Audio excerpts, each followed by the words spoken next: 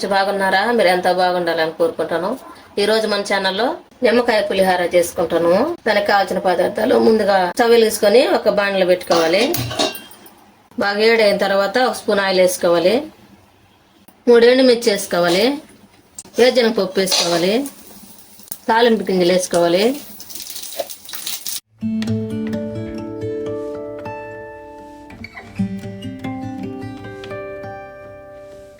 ఒక 3 నిమ్మకాయలు రసం తీసుకోవాలి.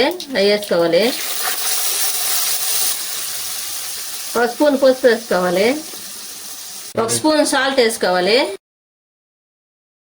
ఇది మొత్తం కలుపుకోవాలి.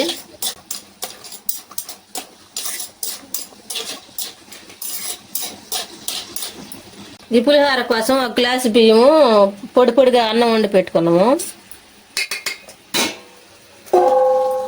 తాలింపులో పోసి కలుపుకోవాలి. స్టవ్ ఆఫ్ వేసుకోవాలి.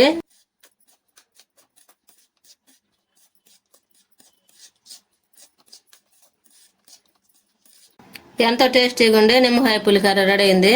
మీరు కూడా మీ ఇంట్లో చేసుకుని ఎలా ఉందో మా కామెంట్లో పెట్టండి. లైక్ చేయండి, షేర్ చేయండి, సబ్స్క్రైబ్ చేసుకోండి, పక్కన ఉన్న బెల్ నొక్కండి. Thanks for watching.